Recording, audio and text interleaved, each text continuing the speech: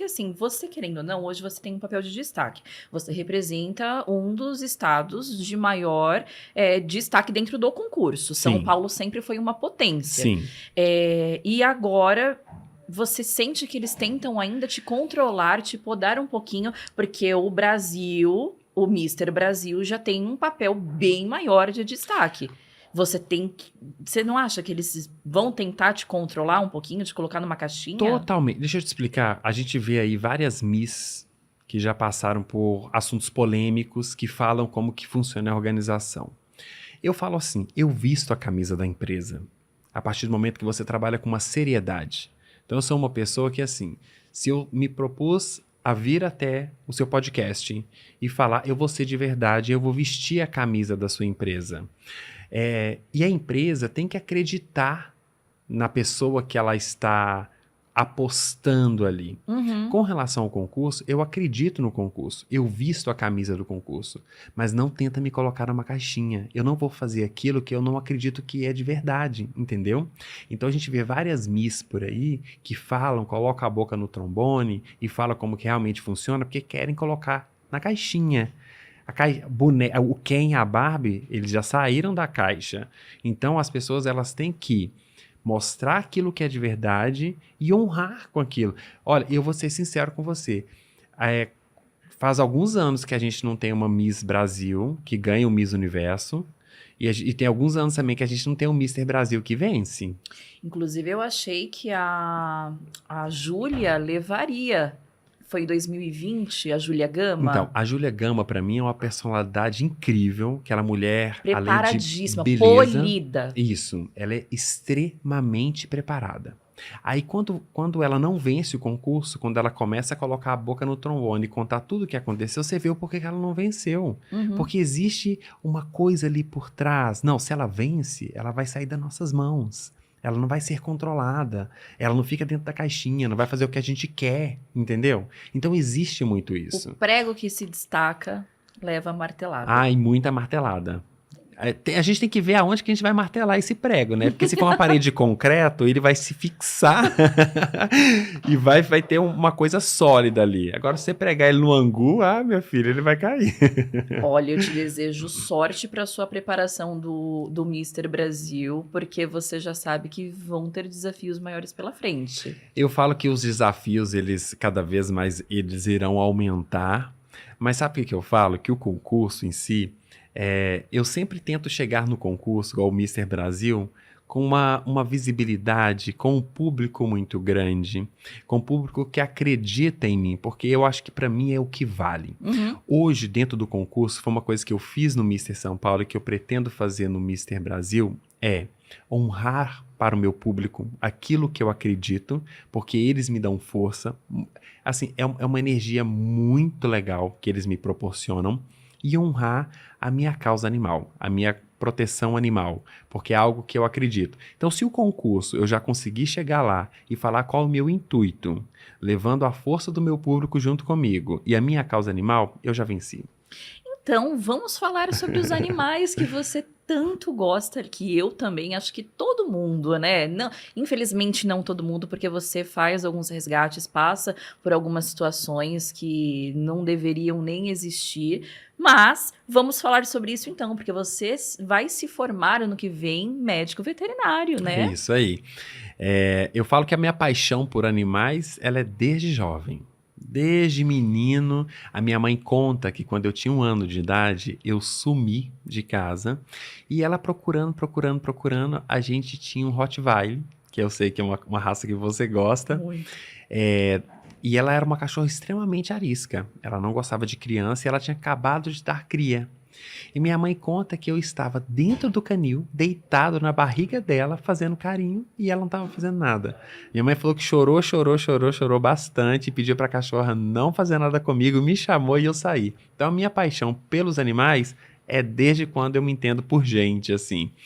E aí depois, pós-pandemia, eu quis entender como é que funciona esse mundo da medicina veterinária, porque automaticamente a gente não sabe muito bem o que o médico veterinário faz. E eu falo que hoje no Brasil é o principal país que se forma muitos médicos veterinários bons. Só que automaticamente a gente não sabe mostrar como que funciona a nossa área, porque o médico veterinário, ele tem que se especializar. Eu falo, quem faz tudo não faz nada. A grande maioria quer fazer tudo. E aí mata um cachorrinho, e aí indica uma medicação errada, e porque quer tentar agarrar tudo ao mesmo tempo. Então, a medicina veterinária, eu descobri uma profissão maravilhosa, com várias áreas, com muitas oportunidades, mas a gente tem que se tornar um bom profissional para adquirir excelentes oportunidades. E aí, a faculdade, que eu estou quase terminando, eu senti assim que eu precisava de algo a mais para ajudar os outros. Uhum. Porque eu falo que o conhecimento, a gente nunca está pronto, a gente sempre está em busca dele. Então eu falei, gente, o que eu posso fazer para ajudar agora nesse final, na minha reta final aí? Porque a minha intenção é fazer uma pós-graduação em cirurgia geral e me especializar em cirurgia cardíaca. Então eu quero fazer apenas cirurgia. Olha. Não quero clinicar. Apesar que eu recebo muita mensagem, quando você abrir uma clínica eu vou levar. Não, mas é uma coisa que eu não quero. E em contrapartida, eu queria muito ajudar. E aí me surgiu a oportunidade da própria Luísa Mel, que me fez o convite para entrar para a equipe dela em resgate de muitos animais. E assim, são histórias horrorosas, com finais maravilhosos, porque a nossa intenção, além de resgatar, é de dar uma qualidade de vida para aquele animal. É um bem-estar animal. Então eu falo que hoje, como um futuro médico veterinário, com a bagagem que eu tenho com relação ao conhecimento, que não é nada, e com a oportunidade que as pessoas me dão com relação a essa questão de resgate. Inclusive, a sua casa já está virando o próprio zoológico, como você mesmo falou, né? Então, em casa hoje, a gente tem uns 30 animais em casa. Já tive mais, tá? Tem alguns que eu tenho hoje que eu não teria, pelo conhecimento e pela bagagem que eu tenho, eu não adquiria. Quais? Então, hoje, em casa, eu tenho 3 araras. Tá. E tenho 2 cacatuas, que são extremamente legalizadas. Tem um local em São Paulo que se chama Galpão Animal, que é um local que você pode comprar esses animais legalizados pelo IBAMA. E quando eu adquiri, eu quis fazer assim, dar uma vida livre para eles. Quando você compra um animal que é encarcerado, é muito difícil introduzir ele na natureza novamente. Ele vira uma presa. Ele morre muito rápido, Uhum. né? Então, o que eu fiz? Essas araras, eu criei um viveiro que tem mais de 8 metros de altura, extremamente grande, com árvore, não corto as penas. E aí eu trabalho um bem-estar animal, tem todo um controle. Elas comem legumes 2 vezes por semana, comem fruta, semente 1 vez no mês. Poucas pessoas sabem disso. Já estão mais saudáveis que eu. Olha que coisa curiosa. As pessoas, elas dão muito semente para aves. É verdade. O girassol, por exemplo. Compra girassol e dá. Gergelinho, girassol, é isso mesmo. Você sabia que o girassol é como se a gente comesse chocolate todos os dias? Sério? É muito calórico para a ave. Tem que ser algo como um agrado, um prêmio. Então, assim, sementes a gente dá para as minhas aves 1 vez ao mês. Quando elas se comportam também, porque é uma criança. Olha, as araras low carb. Low carb. E o que a gente tem que passar para elas é uma ração extrusada, que a gente encontra em qualquer casa de pet shop, umas casas que é pet shop grande, a gente encontra, de boa qualidade, no qual elas devem se alimentar para ter uma vida próspera e uma vida longa. Então eu tenho hoje essas aves, eu tenho 11 cachorros em casa, uma gata. Já tive pavão, mini cabra, pato, cisne e o detalhe, tudo solto. Nossa! Era uma loucura. Tem que gostar mesmo, porque demanda um trabalho, uma dedicação. Eu sempre falo, você quer ter um animal, você vai ter um novo membro da sua família. Não tem como. Você vai sim ser responsável por uma vida, você vai ter que cuidar direito. E você até me perguntou, você tem? Eu falei, eu não tenho nem mais coração para isso, porque eu sofro como se uma pessoa estivesse partido mesmo. E se eu não consigo hoje, isso até falo para as pessoas, não peguem nenhum tipo de bicho se você não fica em casa e não tem condições de deixá-lo em uma estrutura e socializar num hotelzinho. Não deixa um bicho sozinho, só para você ter e tirar uma foto e não dá qualidade, não dá amor. Por não conseguir ter essa rotina é porque eu não tenho. De tanto gostar de animais, eu não consigo condicioná-los à solidão. Sabe o que eu falo? Eu falo assim, o animal, ele é muito mais fácil de criar do que um ser humano. Sem sombra de dúvida nenhuma. É muito mais fácil, porque ele não vai falar e ele vai te proporcionar amor 24 horas. Incondicional. Incondicional.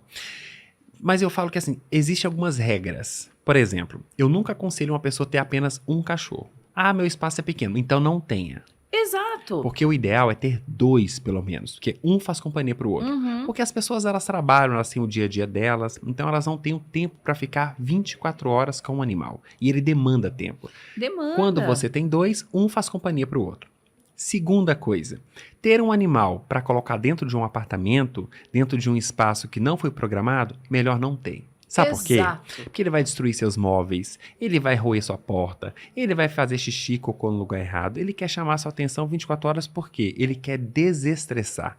Existe aquele ambiente muito estresse. Então o que eu falo?